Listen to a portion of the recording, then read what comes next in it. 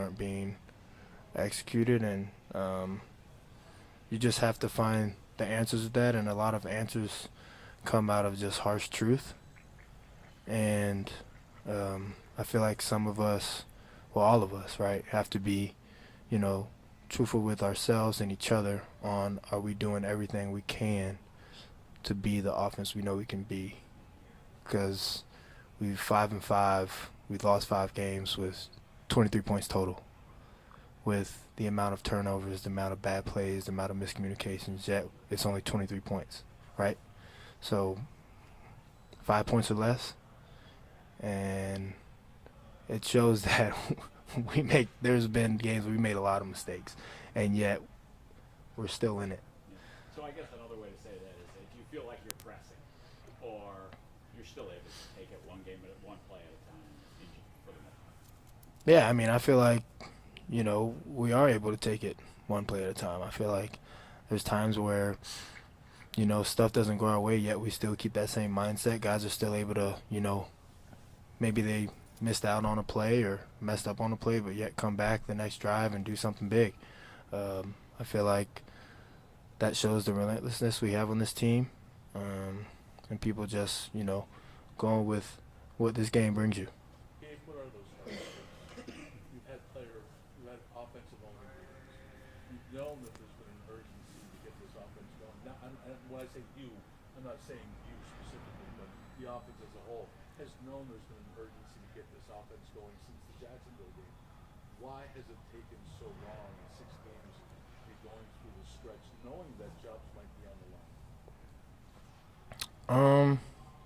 I just feel like for us, there's just some accountability we all have to take on why we are where we are. Again, I can say with the Dorsey thing, everyone wants to sit there and blame the OC, say Ken's the reason, blah, blah, blah. But we all have our own hands in it. And again, us understanding that and knowing that, being aware of the situation, knowing that that's not, the big reason. And and not saying there is one big reason, but saying that we all have to figure out how we can all do better, and point the finger back at each other and figure out what we can do to put ourselves in the best position to win. Take us back to Monday night. There were a lot of guys were out of that room pretty quickly after the game, yourself included.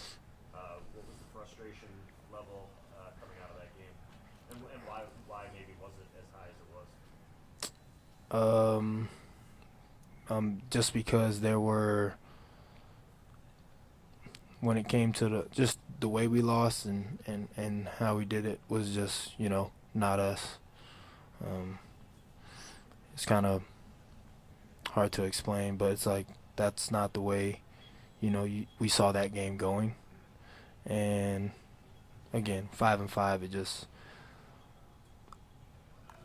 it's not like us, to not be consistent, not have energy and not execute. So you get a little frustrated on trying to figure out what's going on. And I feel like, and honestly, I didn't feel like hearing questions about the loss, about, what we could do better, and about, I'm saying, like, those are questions that we're asking ourselves, so that's why.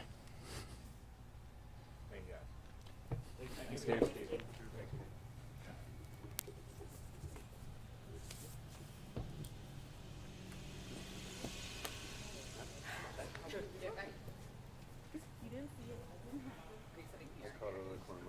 So you blended in over there?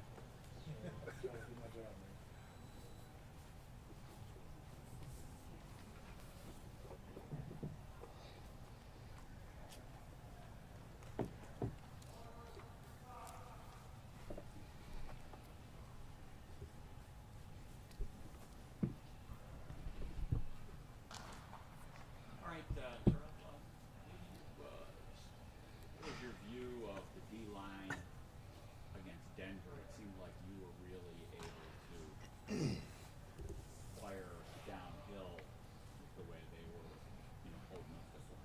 Yeah, for sure. I feel like, all those guys were coming off the ball every single play, disrupting the line of scrimmage, knocking the line back, and, letting me, Tyrell, J Poe letting us kind of play free on the second level. So you know, a lot of what we're able to do stems from them. And you know, like Coach McDermott always says, they're the engine, they're the gas to the defense, and you know, really to the team. So having those guys up in front really helps out a lot, especially when they're playing like that. Terrell, what do you think? You guys have defensively, if you look at the entire game, held up pretty well. Those last drives, the gotta have it ones, it hasn't always been successful. Why do you think you've been able to be so strong for so much of the game, but it's been that challenging part recently to finish? Yeah, I think it comes back to just execution. You know, especially on my part, starting off, just doing what we're supposed to do. You know, we're in position to make plays. We got to make the play. And in critical moments, critical situations like the end of the game, last drives, where you got to have it. You know, that's the focus, and you know, that's something that we've emphasized, and you know, something that even now we're still working on. So I think everybody has that in their mind, and everybody knows obviously how important those situations are. So we're gonna get it fixed. 10 games into the season, where do you feel this year you've grown the most? I would just say, you know, just my confidence in myself, and just the communication aspect of everything that comes with being the middle linebacker, and just the energy, the effort,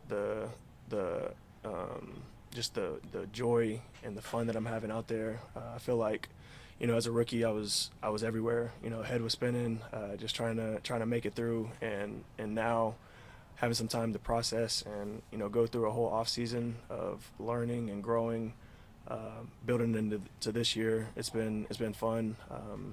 I feel like I still have so much to do, so much I can grow at. So I'm excited. The joy and the fun you mentioned, are there specific plays that are like most fun for you, or kind of what leads to those things? I would say just seeing other guys make plays. You know, going in to film every week and talking about situations in the game, certain formations, certain calls, what we're expecting, and then you know, seeing that play out on Sunday and somebody making a play, and seeing the time and the effort put into it to make a play. I feel like that's the most, you know, fun that I have all week. And so just celebrating with my teammates and making plays. I mean, that's the name of the game. How much of that, you know, getting joy from seeing other guys make plays, how much of that is because of your position, like, you know, you're such a key part of that, and how much is that just you, how you view the game? Yeah, I feel like it's a big part of the position. You know, you want to put guys in the best possible position to make the play. And then, you know, just as a football player, as a teammate, you know, you want to see everybody around you succeed. So when guys are having success around me, you know, it makes me want to go out there and have success myself, as well as just, you know, having that internal joy for them, and seeing, you know, all the work that they put in throughout the week and seeing it pay off on Sunday. What's your summation of what happened on the field goal at the end of the game? Yeah, I think what it comes down to is just a communication issue, all across the board. You know, I feel like we have a bunch of guys that have taken accountability for that, including myself. And, you know, I think it comes down to communication, you know, trying to change personnel and get the right people on the field to try to win the game. You know, didn't go our way, and we'll learn from it and, you know, get better from that. Such a blur when that happens. Can you take us back into that moment of what it's like when the ball is down, you got the K-ball on, the whole thing? Yeah.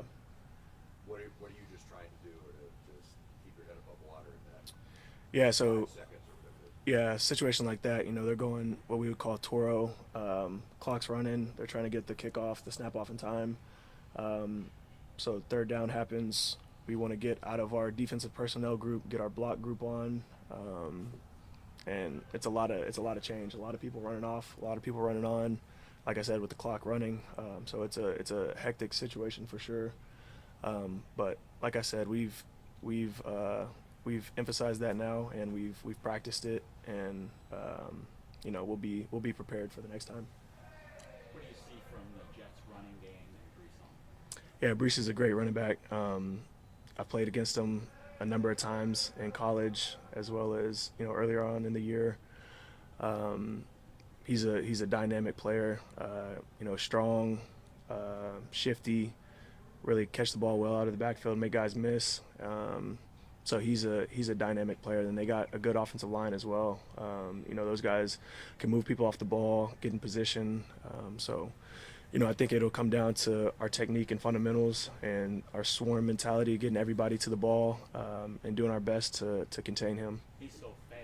I mean, you can't think too much about angles, right? You got to see it and go. Yeah, I think it comes down to, you know, being in the right spot, and then, you know, in the run game, all gaps being accounted for, and then at the end of the day, having 11 guys fly to the football. So, you know, if something does get out, it's not getting out for anything crazy. You know, we're getting it down and playing the next play. That first game you played him, that was his first game off an ACL tear, and Yep. he's, you know, obviously, you know, past that. Have you seen, you know, different things in his game that he's been able to do, you know, laterally or quickness that you didn't see week one? I think he was there week one. You know, you see the burst, you see the quickness, the acceleration, the change of direction. You know, obviously he had a good game against us week one, so he's continued to have good games obviously throughout the year. So we'll be ready for that. Sean mentioned a few weeks back that Matt Milano had been go back to the facility Yep. for last year. Michael, after his injury, you know, when he was out there coaching, you know, a lot of days. What's it been like to have Matt back in the building, and what kind of impact has he had on you guys from a distance? Yeah, it's been great having Matt back. You know, I talk to him pretty much every single day, before practice, after practice, before meetings, just going in there, seeing how he's doing. You know, he's giving us tips, giving me little things to work on, things that he sees, you know, during the game that I can improve on. So he's been, you know, everything that you would expect.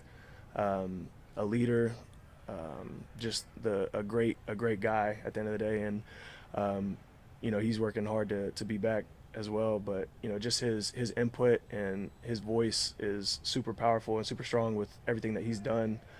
So him being able to give back to us and, you know, still help us in our progression throughout the year, it's been good. Being involved in being one of the three faces of the game, how disorienting is it to not see the offense perform as you might expect, you know, in the past? I mean, is it how disorienting might that be for a defensive team? Yeah, we don't really view it like that. I think our whole mindset and our whole goal is do whatever we have to do to get the ball back to Josh Allen. We know what type of player he is, what type of quarterback he is, and you know, at the end of the day, we haven't been doing a good enough job taking the ball away, giving them good field position to start with, and setting them up to score. So I think that's what it comes down to, and that's what we're talking about in our rooms, in our meeting rooms, and as a unit is doing everything in our power to take the ball away, flip the field, give them field position, and set them up to score. Because when we do that, you know, I don't know what the numbers are, but I'm sure it's pretty good. Thank you, guys. Thank you. Thanks, Pete.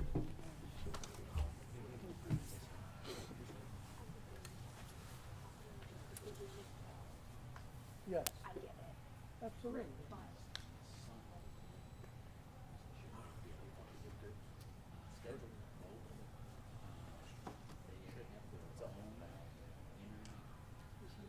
Yes, I've seen this for Cleveland. I've seen it. It's horrible. They're just blowhards on it. I've seen a clip of it 3-4 weeks ago. And Greg Williams being killed as a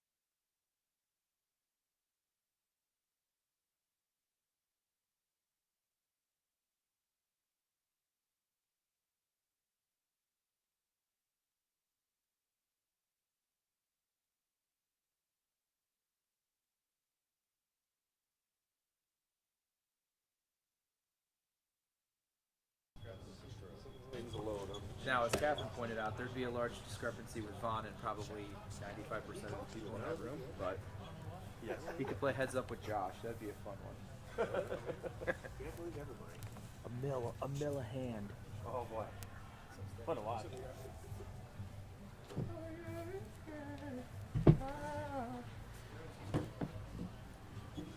Good afternoon.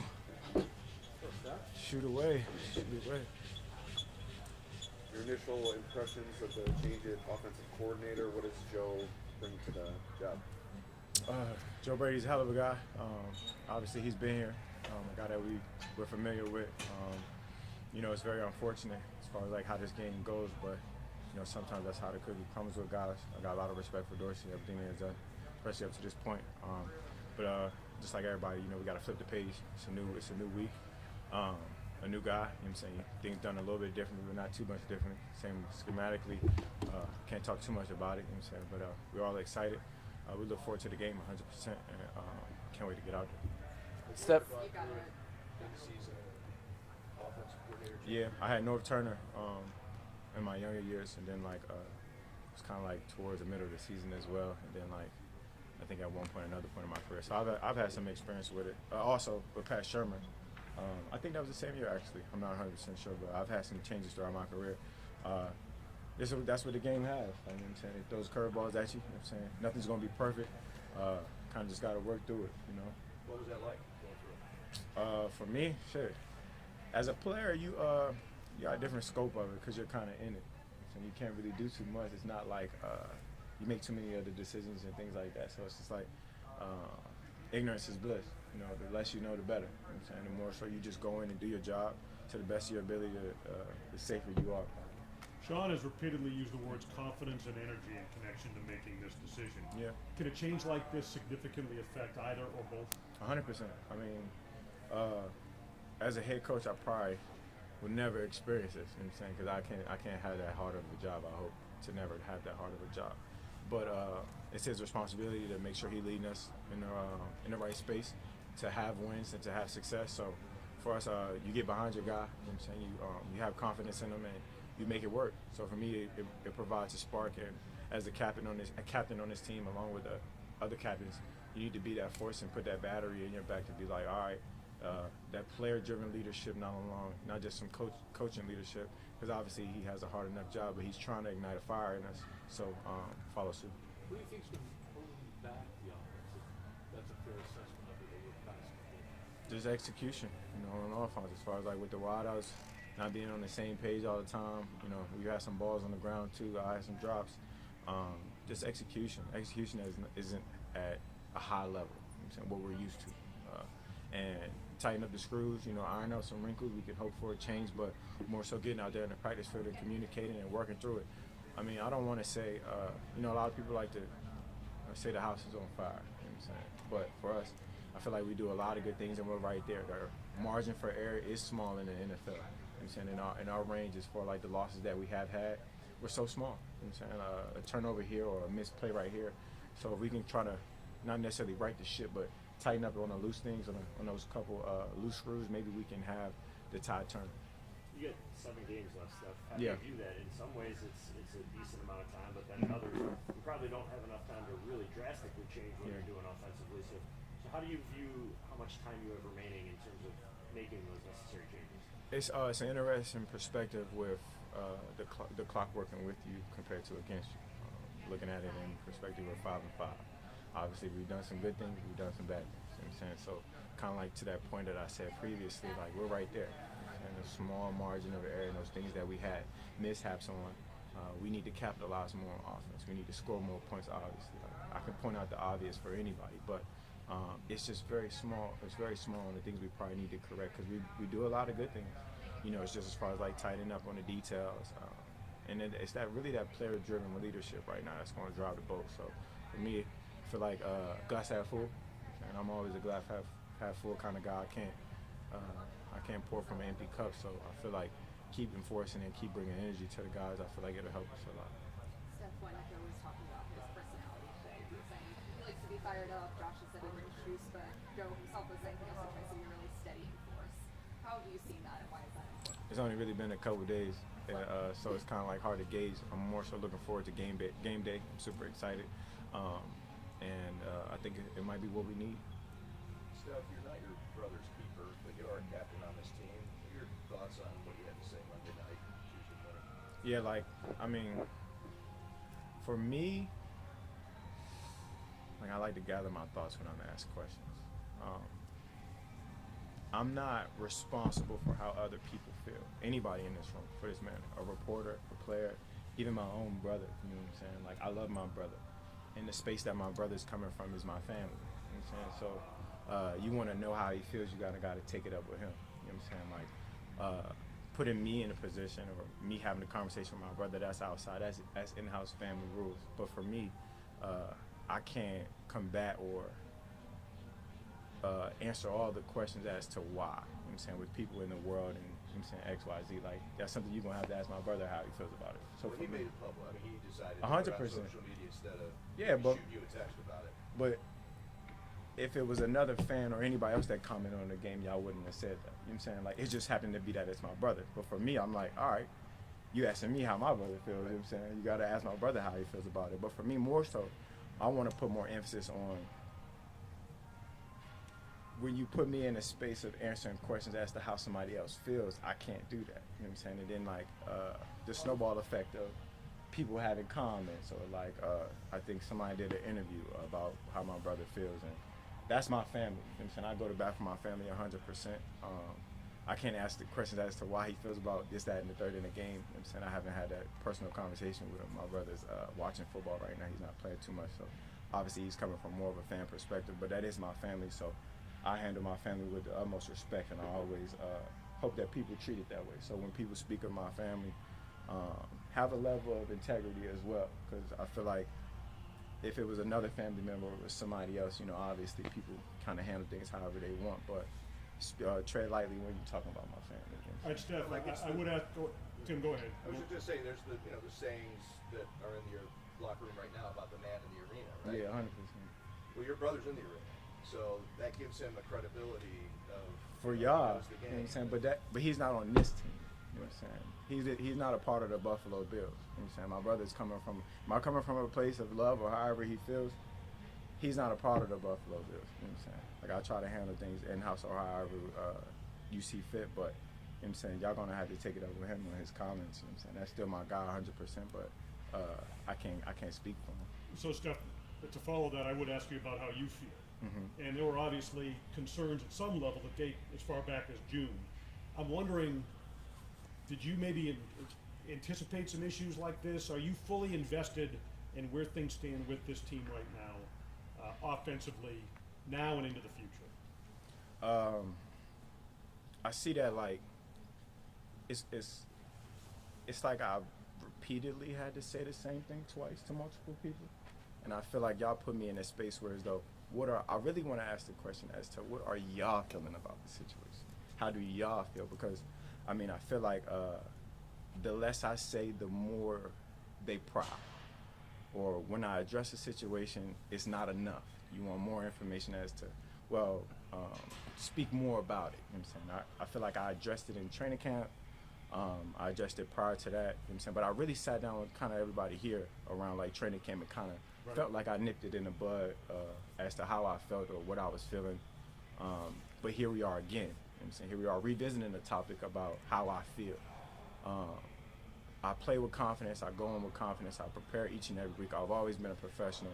I never really said anything about being unhappy or in the instance of that. So when you drawing conclusions as to stuff I've never said, that's what kind of troubles me, because it kind of throws a wrench in it. It kind of creates chaos where I haven't created. You know what I'm saying? Chaos created around me, whereas though I just been in the same space. I've been in the same place, and I've spoken true words. I've said the same thing over and over and over. So when you draw a conclusion as to how I feel in my foreseeable future here, I've never said anything but I'm a Buffalo Bill. I give it everything I got.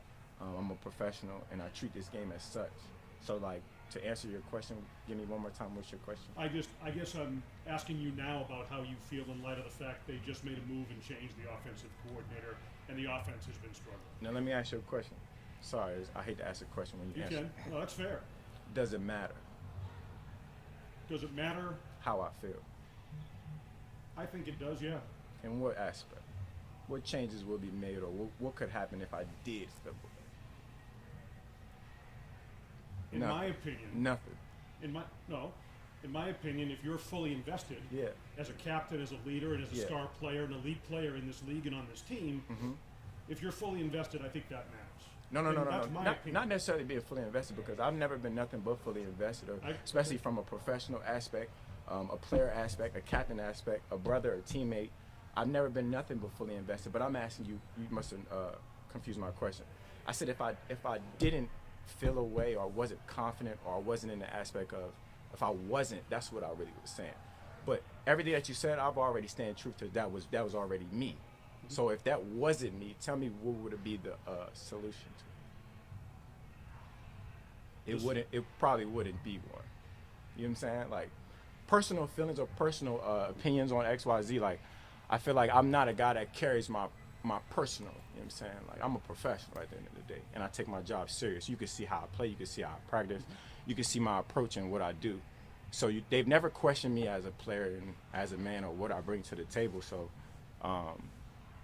me being fully invested has never really been in question. You know what I'm saying? So now that it's in question, I'm asking the question as why. Okay. I just asked if you were fully invested or not, and I think you answered that. Have I shown you that I wasn't? Just a question. It's not me being No. facetious. No? That's appreciated.